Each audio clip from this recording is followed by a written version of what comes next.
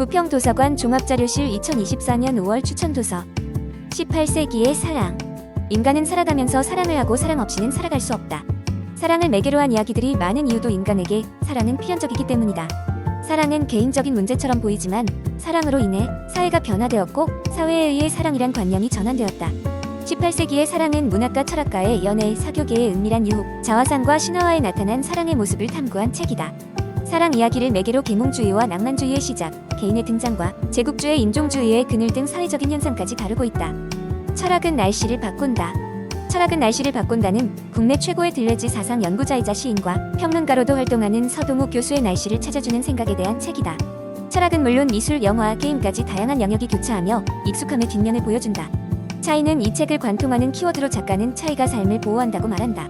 차이는 창조적 사고의 원천이며 상호 존중을 가능하게 하기 때문이다. 또한 제대로 된 생각을 위해서는 제대로 된 질문이 필요하다고 말하며 질문의 힘도 강조하고 있다.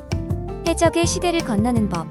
해적의 시대를 건너는 법은 대한민국 대표 광고인 박웅현이 조직 문화에 대한 생각을 풀어놓은 책이다. 저자는 유연하고 담대하게 움직여야 하는 해적의 시대에서 살아남기 위해 시스템보다 사람에 주목해야 한다고 말한다. 1장에서는 조직이 시대 문맥에 따라 변화해야 하는 이유를 짚고 2장에서는 조직 문화를 변화시키기 위한 접근법에 대해 설명한다. 3장에서는 자신의 경험을 바탕으로 창의적인 조직을 만드는 법에 대해 이야기한다. 비바레리뇽 고원. 비바레리뇽 고원은 1939년부터 1945년까지 제2차 세계대전으로 인한 난민을 수용했던 곳이다. 고원에 살았던 평범한 사람들은 죽음의 위험을 무릅쓰고 그들을 도왔다. 저자는 이들에게서 평화와 선함을 연구하고자 했다. 다니엘 트로크메라는 인물이 저자에게 중요한 길잡이가 되었는데 그는 난민 어린이와 청소년을 위한 보호소의 관리자였다. 다니엘의 이야기와 저자의 이야기가 병렬적으로 배치되며 전개되지만 저자가 진행하는 연구의 끝은 언급되지 않는다. 그저 고원의 주민들과 함께 난민을 도우며 선함을 바탕으로 이방인을 존중하고 받아들일 길을 보여준다. 깊은 시간으로부터. 우리의 터전이기도 한 지구는 그 밑에 지구가 살아온 수십억 년의 시간이 새겨져 있다. 지질학자들은 이 시간을 깊은 시간이라고 부른다.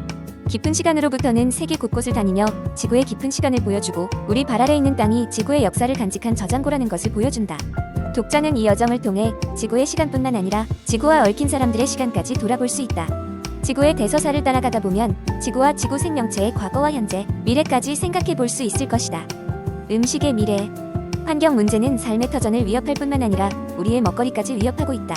앞으로 다가올 식량 위기에 대응하기 위한 해법으로 다양한 대체 식품들이 등장하고 있지만 이런 실험실 음식을 신뢰하기란 쉽지 않다. 이에 저자는 수많은 실험실 음식을 직접 맛보고 조사하고 분석하고 업계 관계자들의 인터뷰까지 한 책에 담았다. 제로슈거, 배양육 등 실험실 음식을 맞이하면서도 식품의 생산 과정을 이해하기 어려워지는 지금 나와 지구의 건강을 위해 짚고 넘어가야 할 질문들을 살펴보자. 옷을 사지 않기로 했습니다. 사람들은 유행을 따라가기 위해 자신의 개성을 표현하기 위해 옷을 구매한다. 이 책의 저자 역시 옷을 사모으던 사람이었다.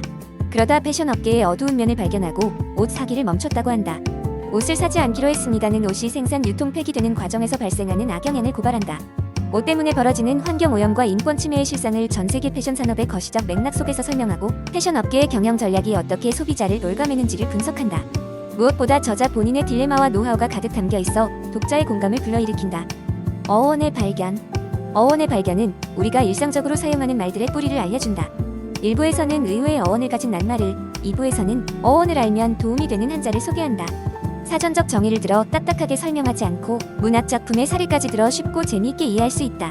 어원을 아는 것은 말의 근원은 물론 말과 관련된 문화 지식과 역사까지 알게 되는 여정이다.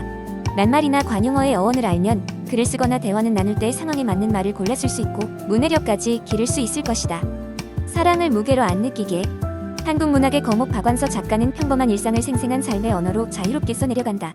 사랑을 무게로 안 느끼게는 박완서 작가 에세이의 정수가 담겨있는 작품으로 총 46편의 에세이가 담겨있다. 작가로 첫발을 뗀 1971년부터 1994년까지의 생에서 인상적인 순간들을 담았다. 특히 작가가 오랫동안 느끼고 체험한 삶의 풍경이 오롯이 그려져 있어 다시 생각해볼 만한 유의미한 질문들을 찾는 재미가 있다. 밤, 네온.